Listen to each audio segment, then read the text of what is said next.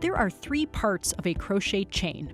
In each chain, there is a top loop, a bottom loop, and if you flip to the back, there is a back bar.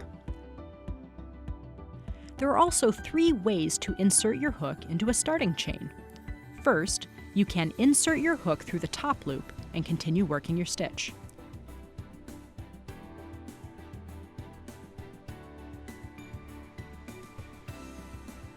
Second, you can insert your hook through the back bar and continue working your stitch.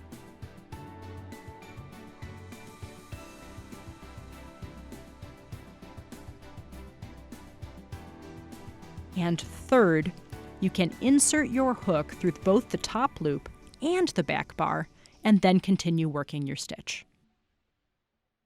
And those are the 3 ways you can insert your hook into a chain.